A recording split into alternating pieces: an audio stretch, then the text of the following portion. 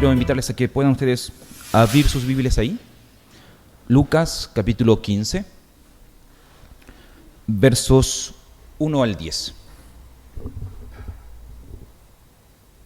Si lo encuentran, les voy a pedir que por favor amablemente se pongan de pie para poder tener esta lectura.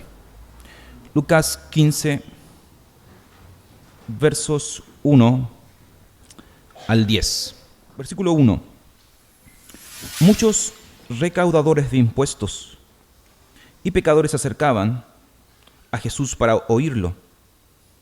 De modo que los fariseos y los maestros de la ley se pusieron a murmurar: este hombre recibe a los pecadores y come con ellos. Él entonces les contó esta parábola. Supongamos que uno de ustedes tiene 100 ovejas y pierde una de ellas. ¿No deja las 99 en el campo y va en busca de la oveja perdida hasta encontrarla? Y cuando la encuentra, lleno de alegría, la carga en los hombros y vuelve a casa. Al llegar, reúne a sus amigos y vecinos y les dice: alégrense conmigo, ya encontré la oveja que se me había perdido. Les digo que así es también en el cielo. Habrá más alegría por un solo pecador que se arrepiente, que por 99 justos que no necesitan arrepentirse. O supongamos que una mujer tiene 10 monedas de plata y pierde una. ¿No enciende una lámpara, barre la casa y busca con cuidado hasta encontrarla? Y cuando la encuentra, reúne a sus amigas y vecinas y les dice: alégrense conmigo, ya encontré la moneda que se me había perdido. Les digo que asimismo se alegra Dios con sus ángeles por un pecador que se arrepiente. Bueno, en este momento me gustaría poder abordar un poco este texto de Lucas capítulo 15, versículo 10. Yo creo que si algún día llego a morir, que de hecho va a ser así, posiblemente alguien va a poner ahí Lucas capítulo 15, versículo 1 al 10, porque es un texto clásico para mí. Sin embargo, en esta ocasión yo quiero presentarlo de una manera distinta y deseo hacerlos reflexionar un poco hoy en relación a nosotros como iglesia. Y por esa razón me gustaría a mí poder comenzar con una pregunta para ustedes. Y la pregunta que yo quiero plantearles es la siguiente: ¿qué clase de iglesia quieren ser ustedes? ¿O qué clase de iglesia queremos ser? ¿Te has preguntado alguna vez eso? Porque de alguna manera tú tienes que entender que cuando hablamos de iglesia no estamos hablando de este edificio. Estamos hablando de nosotros.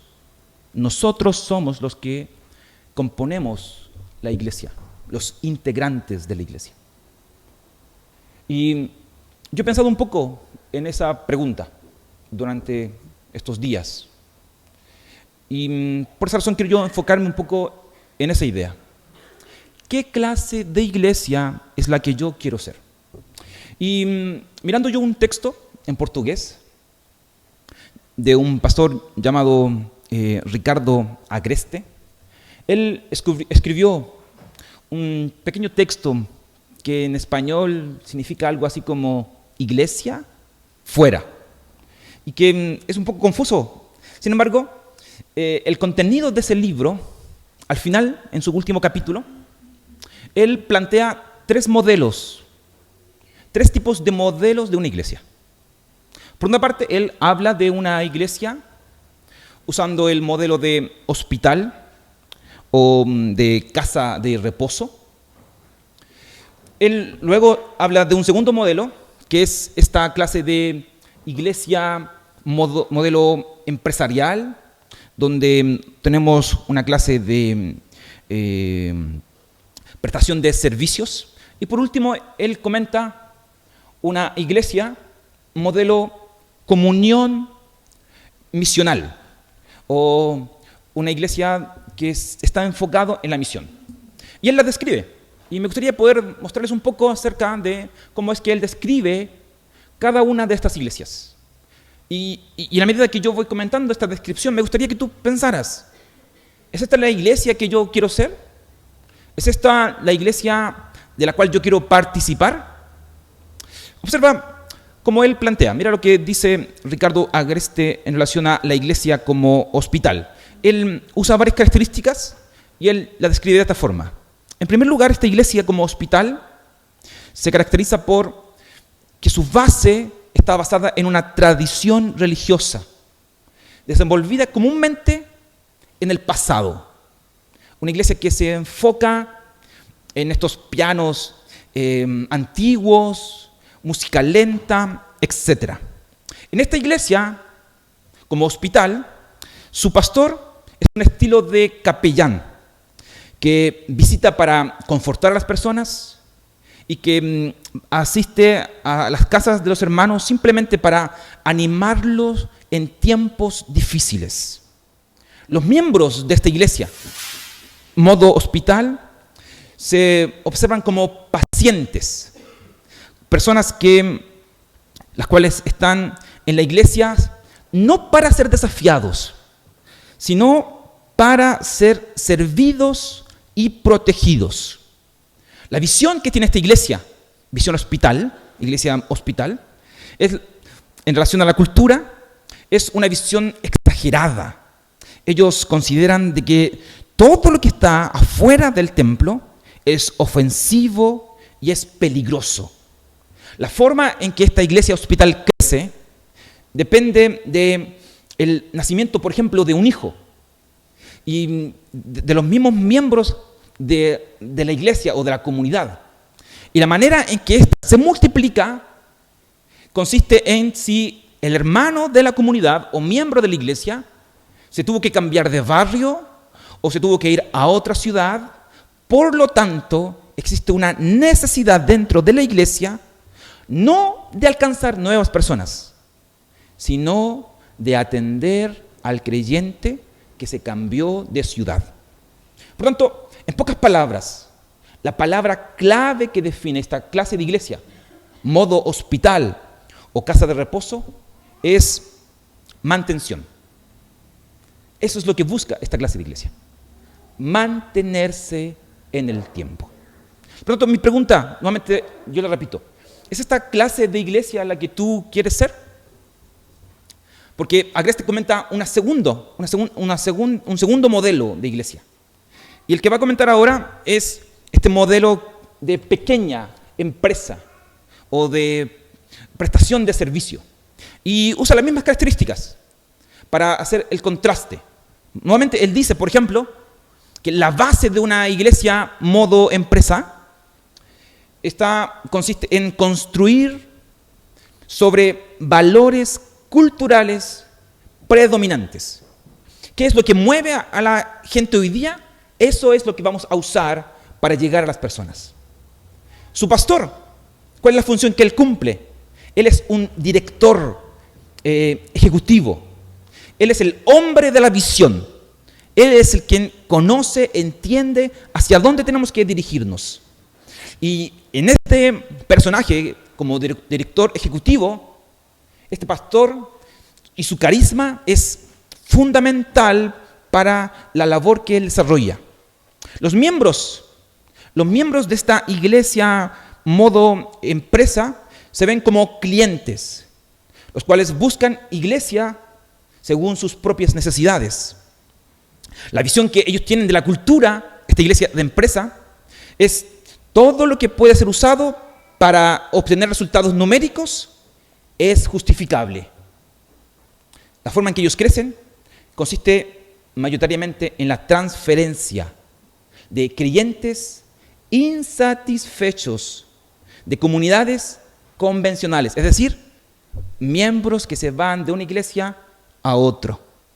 La manera en que ésta se multiplica consiste en la venta mayoritariamente de franquicias, de los derechos de una utilización de ideas y de programas. La palabra clave para esta clase de iglesia basada o modo empresa, sencillamente es satisfacción. Nuevamente pregunto yo, ¿es esta la clase de iglesia que queremos ser? Comenté ya, iglesia modo hospital. Propósito, mantención. Iglesia modo empresa. Propósito, satisfacción. Sin embargo, él comenta una tercera. Y la iglesia que él comenta es la que él llama comunidad misional.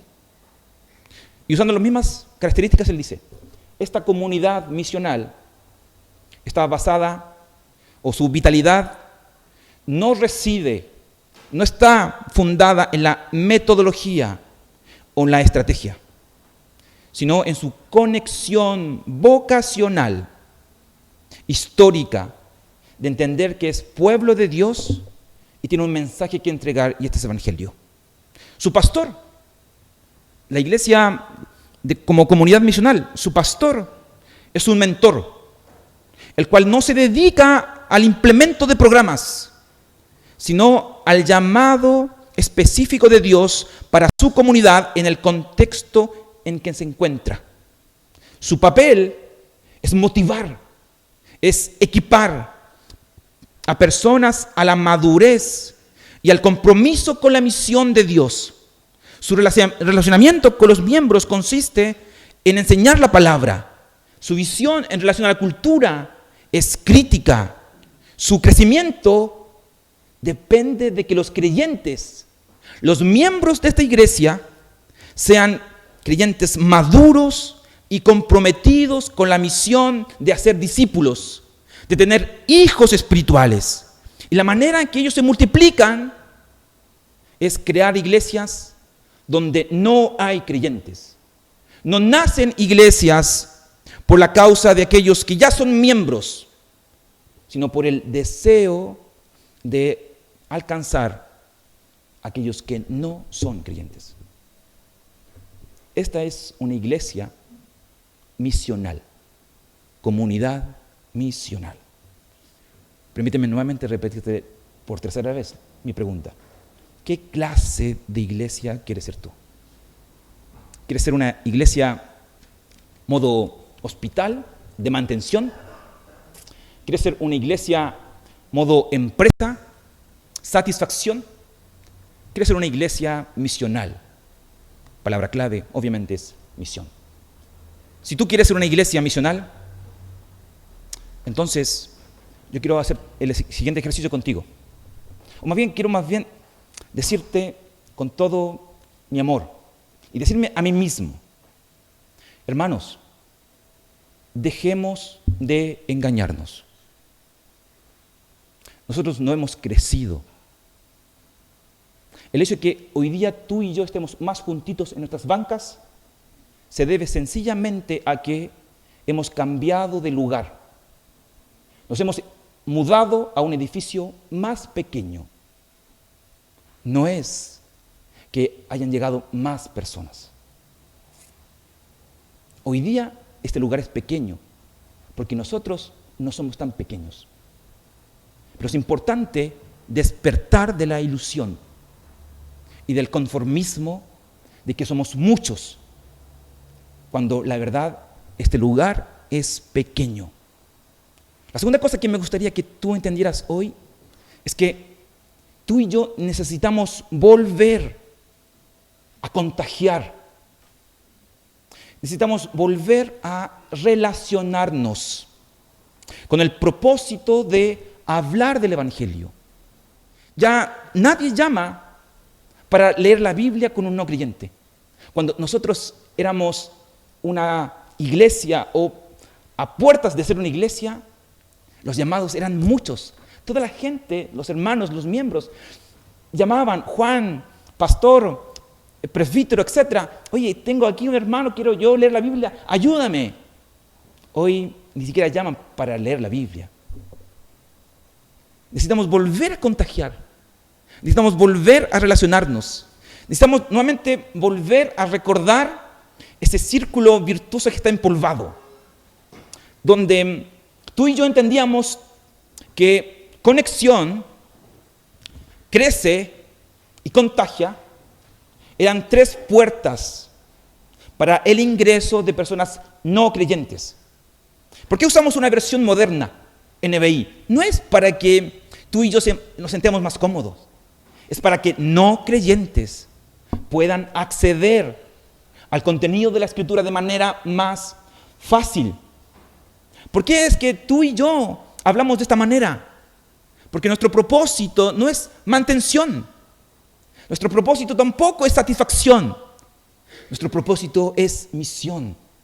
Sin embargo, hoy Él crece, por ejemplo, en su mayoría, si es que no todos, crece panza, crece cabeza, pero no crece almas. Estamos a mediados de este año, y almas nuevas en creces yo no he visto. Lo que he visto sí es fotos, con los mismos rostros de siempre. Lo que yo he visto es que la pasamos bien, y es de verdad, como decía el prefecto Rodrigo, es agradable, es bueno sentirnos, juntarnos, conversar. Pero al fin y al cabo lo que hacemos sencillamente en periodos de crece es pulir nuestro lenguaje canuto, hacer crecer el conocimiento de las Escrituras, lo cual es muy bueno. Sin embargo, es infructuoso, improductivo si no se comparte. Imagínate lo enriquecedor que sería si tú y yo pudiéramos traer a personas nuevas. Como eso nos haría ver la Escritura de una manera distinta, porque tendríamos que lidiar con preguntas distintas, no de personas creyentes, sino de no creyentes, que nos llevarían nuevamente a recordar y a redescubrir las verdades fundamentales de la Escritura. Hoy es junio, estamos a mediados de año. Tenemos, si no me equivoco, nuestra primera actividad de contagio. Obviamente, tú y yo no tenemos por qué depender de una actividad para hacer aquello que debe ser algo natural en ti y en mí, que es evangelizar. Tú y yo tenemos que despertar. Tú y yo tenemos que abrir nuestros ojos y comenzar nuevamente a cambiar. Pues como dice Tim Chester, hay un libro muy interesante de Tim Chester llamado Iglesia Radical. Evangelización tiene que ver más con amor que con argumentos. Estar con personas, manifestar afecto, cuidarle, ayudarle, etc. Él dice que evangelización tiene que ver no solamente con compartir la palabra, sino con compartir la vida. Pasar un tiempo con personas, involucrarnos, identificarnos, ayudar. Evangelización tiene que ver no solamente con la actividad de una persona, sino de toda una comunidad. Porque de alguna manera, la iglesia, todos ustedes, todos nosotros juntos, somos la hermenéutica del Evangelio. ¿Cómo las personas van a entender qué es Evangelio? Viéndonos a nosotros. Por esa razón es que los crece que solamente atraen personas y no los traen a conexión, no es suficiente. Porque un crece no es la iglesia, es un brazo de la iglesia. El crece es un ingreso para que ellos puedan ser discipulados, para que ellos puedan tal vez pensar en una premembresía y de esa forma ser bautizados y ser instruidos en el Evangelio.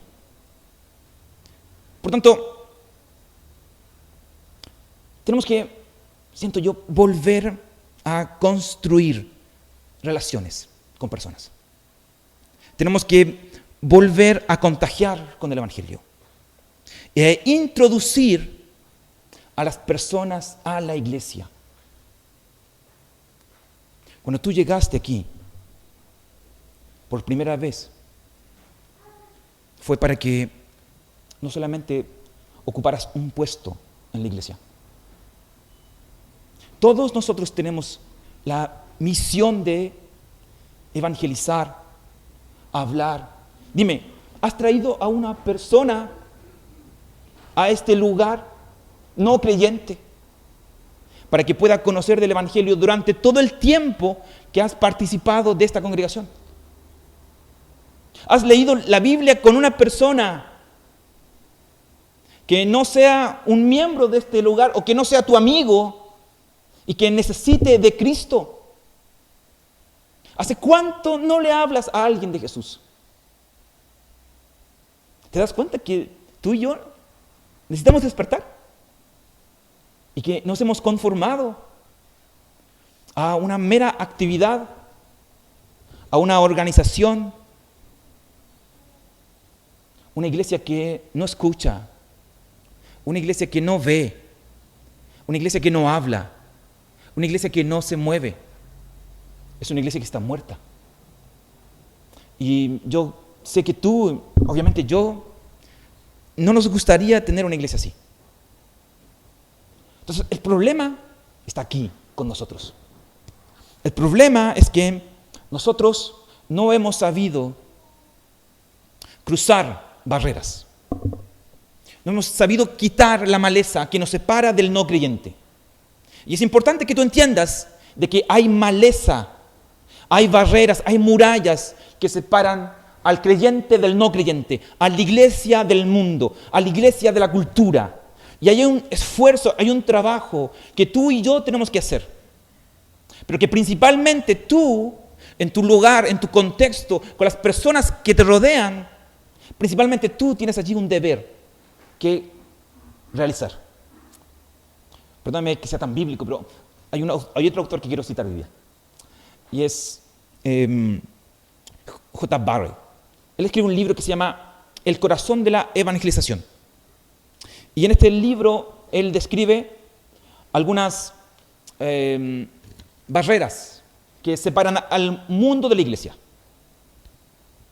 Por ejemplo, él dice que la primera barrera que separa al mundo de la iglesia o a la iglesia del mundo es la pérdida de la verdad.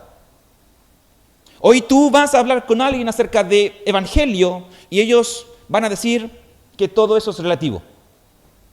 Esa es tu verdad, mas yo tengo mi propia verdad. Y obviamente que si tú no entiendes de que evangelio es poder de Dios, si tú no crees en Dios, tú con ese argumento sencillamente te irías a la casa como una persona triste que no tuvo nada más que hacer. Porque obviamente hay una pérdida. Y es que hoy día no hay absolutos. Hoy no hay Dios. Hoy no hay autoridad. Cada uno define lo que cree, lo que piensa, lo que siente. Una segunda barrera que hoy nos divide a nosotros, el mundo y a la iglesia, es esta fe ausente de vida. La gente prende la televisión y lo primero que ve son pastores estafadores, iglesias evangélicas que se aprovechan de sus miembros, que le sacan dinero. Y por otra parte, cada ciudadano de esta ciudad probablemente tiene a su lado un creyente, posiblemente, que dice ser seguidor de Jesús, pero que es un incoherente, un inconsecuente, por la forma en que se comporta, la manera en que se dice las cosas, la forma en que él trata los asuntos o lleva a cabo sus labores, etc. Hoy día existe una fe ausente de la vida. Y hoy día las personas quieren escuchar, ¿saben con qué? Con los ojos. La gente quiere escuchar el evangelio con el ejemplo, con la práctica. Ellos quieren ver que lo que tú dices, que lo que yo digo realmente es verdad. Y la manera es encarnando, expresando a través de mis acciones, mis palabras, lo que yo creo. Pero también hay una pérdida del lenguaje común. La gente no lee la Biblia. Por lo tanto, tú les citas un texto bíblico, ellos no van a entender lo que es justificación, propiciación, expiación, salvación, pecado. Por tanto, hay un montón de barreras entre la sociedad y la iglesia, mundo y tú. Y si tú no estás interesado en involucrarte, en ayudar, entonces, bienvenida a las selfies con los rostros de siempre. Y sigamos comiendo y bebiendo los creces porque no hay vuelta que darle. Y sigamos pensando que todo está bien. Y ojalá ahora cuando nos cambiemos de lugar busquemos un lugar más pequeño para que nos sintamos mucho mejor todavía. Y creamos que nada está mal y que todo está bien y construyamos un castillo y esperemos a que Cristo venga antes de que nos comamos y nos dañemos los unos a los otros, perdiendo la misión del reino, la misión de Dios. Porque el problema es que debido a toda esta situación, hoy la gente, tú y yo, estamos intimidados, tenemos miedo a la hostilidad. Por esa razón es que debido a todas las cosas que tú ves en televisión, la manera en que tú te sientes, tú observas tu vida, tú hoy día tienes miedo a la hostilidad, tienes miedo a la condenación, a que las personas te descalifiquen por decir quién eres, por expresar que eres un cristiano, al momento de que las noticias divulgan de que todo esto de la fe es una cosa rara, extraña, y posiblemente el camino más fácil es sencillamente el de la retirada, construir una propia aldea, vivir ahí juntitos y separarnos. Sin embargo, esa actitud lo único que revela es que hay una pérdida de pasión y de celo por Dios, de que nos hemos concentrado tanto en nosotros, en nuestros proyectos personales, en nuestro bienestar, en nuestra casa nueva, en nuestro trabajo, en nuestras familias, en no tener problemas con nadie, que iglesia es una actividad más de las muchas otras actividades que tú y yo a diario o semanalmente tenemos que llevar a cabo. Por eso, como decía también el presbítero Rodrigo, los creces tampoco son, digámoslo así, tan numerosos. Cuesta un montón que las personas participen de los creces, porque tienen muchas otras cosas más que hacer, muchas otras cosas más importantes que hacer. Pero es la pasión la que se ha ido, es el celo. Y eso bien lo expresa John Piper. John Piper comenta que uno de los grandes problemas con relación a nuestra pérdida de la misión, del enfoque, es la pasión. Hay un libro que se llama Alégrense las Naciones, y él dice lo siguiente: donde la pasión por Dios es débil, el celo por las misiones será débil. La iglesia que no está centrada en la exaltación de la majestad y la belleza de Dios, escasamente encenderá un deseo ardiente para proclamar entre las naciones el Evangelio. Entonces, ¿qué podemos hacer? Díganme ustedes, ¿qué podemos hacer para cambiar? No sé si te das cuenta, pero o tal vez soy un pájaro de mal agüero, pero nos hemos conformado. Nos hemos conformado. Algunos sencillamente se han cambiado de iglesia pensando de que este es la última chupada del mate. Sin embargo, sencillamente han venido, como tal vez ya me han escuchado en otras ocasiones, a un cementerio de elefantes.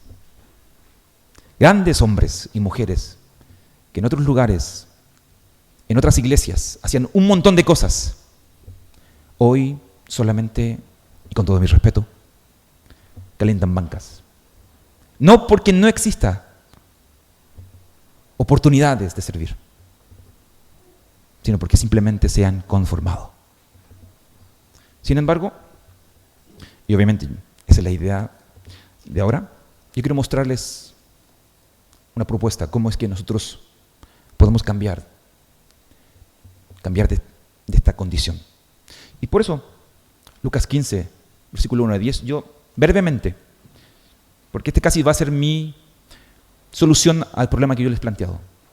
Lucas 15, 1 al 10, veo yo que nos otorga la manera en que tú y yo podemos dejar ese conformismo de anhelar esa iglesia hospital o iglesia empresa que busca sencillamente el mantener o que busca sencillamente la autosatisfacción, sino que se preocupa de la misión.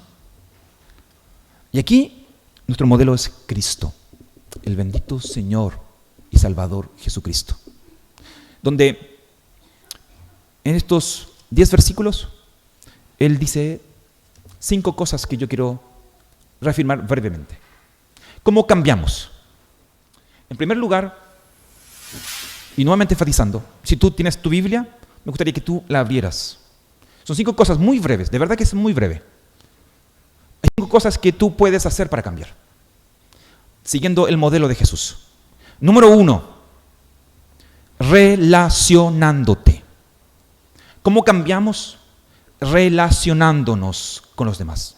Versículo 1 dice de que publicanos y cobradores de impuestos, pecadores, se acercaban a Jesús para oírle.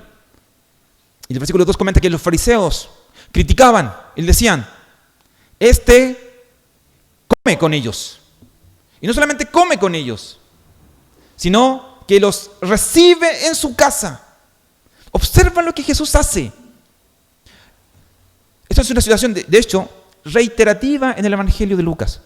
Esta es la tercera vez que Jesús tiene que lidiar con este cuestionamiento de que Jesús se relaciona con pecadores y que Jesús se relaciona con publicanos.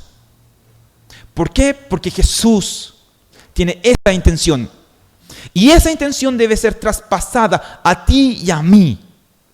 Tú y yo, así como Jesús, para poder salir de este confort, tenemos que empezar a relacionarnos con las personas, a salir de nuestro círculo de amigos, comenzar a saludar a nuestros vecinos, comenzar a ver en nuestros compañeros este terreno misionero de que ellos puedan conocer de Jesucristo e invitarles a conexión e invitarle a los crece para que ellos puedan participar, para que ellos puedan conocer de Jesús. Entonces, lo primero que tú tienes que hacer es relacionarte. Lo segundo es exponerte. Versículo 2. ¿Exponerte a qué? A la crítica. A nadie le va a gustar que tú te relaciones con publicanos y con pecadores. A nadie le va a gustar que tú hables con personas que son ofensivas, que son groseras, que escuchan una clase de música que le disgusta a otros, que tienen una clase de vida que no es agradable al común denominador. Sin embargo, tú tienes que exponerte. Yo tengo que exponerme. Debo tratar de acercarme a aquellas personas que están en condición de calle. Debo acercarme a aquellos que piensan que yo los voy a atacar porque son homosexuales, lesbianas o lo que sean. Debo acercarme y aguantar y soportar la crítica, así como Cristo la soportó. Que me vean comiendo y que me vean bebiendo un café con otras personas. pero por amor a Cristo y para llegar a ellos. Entonces, debes relacionarte, versículo 1. Debes exponerte, versículo 2. Debes, en tercer lugar, identificarte. Mira el versículo 4. Yo, releyendo el texto, el versículo 4 me pareció hoy día muy iluminador. El versículo 4, cuando Jesús comienza a contar la parábola, Él dice lo siguiente. Supongamos que uno de ustedes, dice Jesús. Mira lo que está diciendo Jesús a los fariseos. Esta es una conversación hacia los fariseos. Dice, fariseos, supongamos que uno de ustedes, creo que está diciendo Jesús. Yo quiero que ustedes se identifiquen, dice Jesús. Se identifiquen con el caso del pastor y la oveja perdida. Supongamos que uno de ustedes pierde una oveja perdida. Díganme, ¿qué es lo que harían? Y esta identificación debe ser doble. Porque en este caso tú tienes que identificarte con Cristo, que es el pastor y que es la mujer. Con Cristo que aprecia, valora, ama el alma del ser humano y que ha estado dispuesto a sacrificarse, a morir en una cruz. Y si Él ha hecho tal alto sacrificio, ¿cuánto más tú y yo no deberíamos también hacerlo? Pero también tenemos que identificarnos con aquellos que están perdidos, con esa moneda que está perdida, con esa oveja que está perdida. Y que según las características que aquí presentan, la oveja, debido a su separación del pastor, ha sido dañada. Por eso el pastor tiene que cargarla y llevarla a casa. Y la moneda que se ha extraviado está entre polvo y oscuridad, porque eso es lo que genera el pecado: oscuridad y suciedad. Cuando tú te pongas en los pies de aquellos que están perdidos, cuando tú te pongas en los zapatos y pienses, este es el destino que me espera, infierno, entonces tú tal vez despertarás. Yo despertaré y correré en busca de aquellos amigos, vecinos a los cuales tengan acceso. Porque déjame derribar un mito que Lucas 15 derriba. Los perdidos que son de Dios, ellos tienen oídos para oír. Mira, por favor, un detalle. Si tú miras el capítulo 14 de Lucas, la última parte, el capítulo 14 termina así.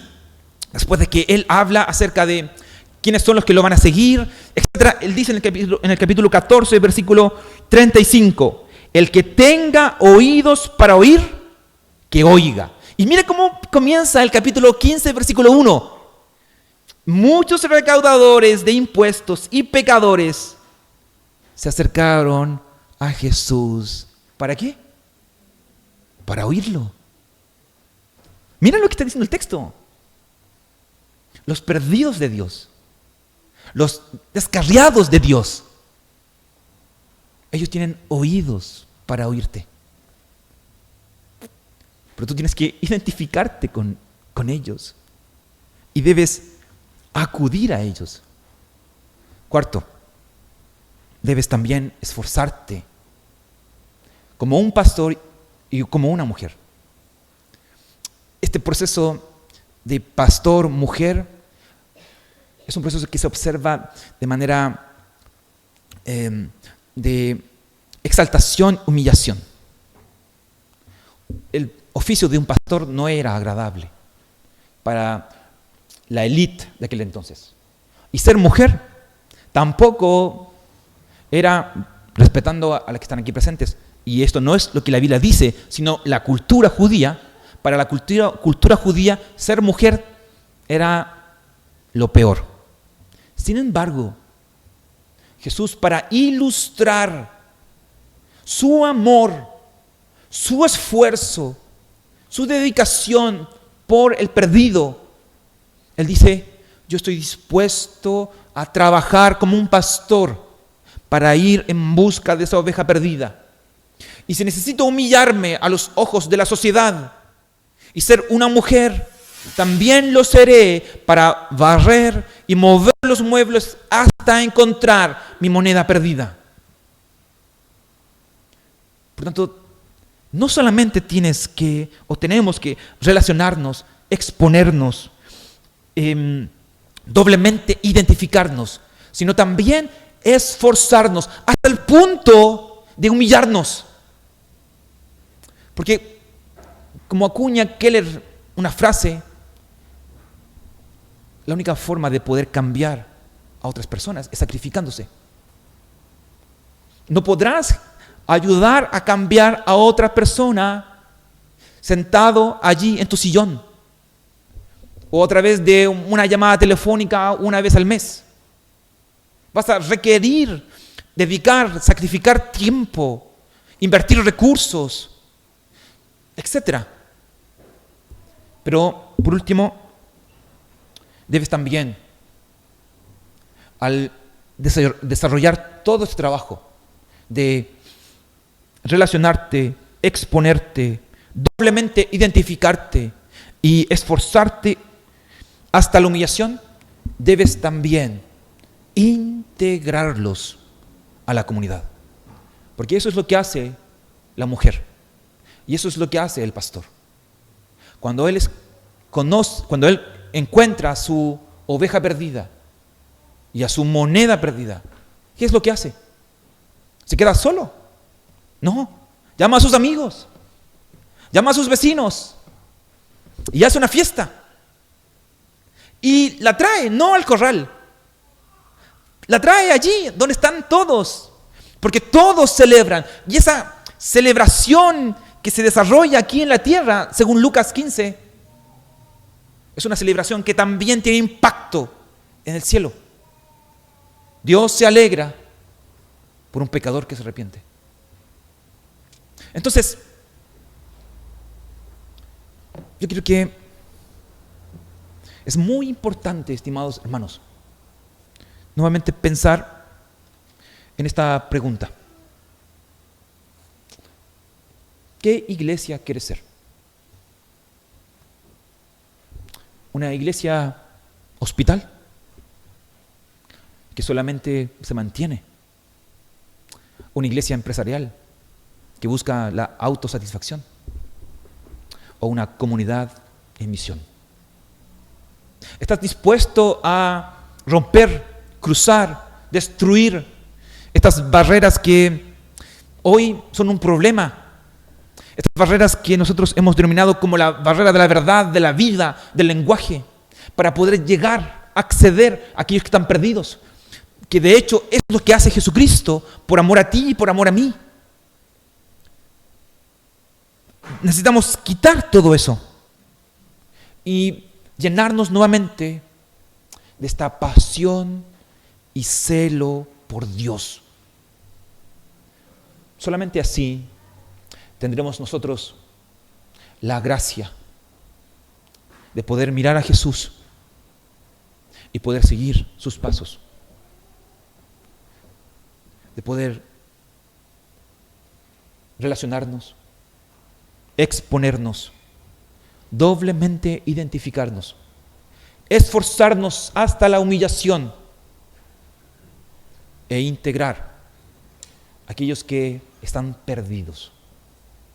Yo honestamente anhelo de que podamos despertar de la pereza o del paréntesis, podamos despertar y podamos ser una iglesia misional, que podamos mirar el crece de una manera distinta, actividades de contagia de una manera distinta, conexión de una forma distinta, y que cada día de verdad podamos ser más. No por el número, porque esa no es la misión, sino para gloria y exaltación de nuestro Dios. Que el Señor nos bendiga. Vamos a orar.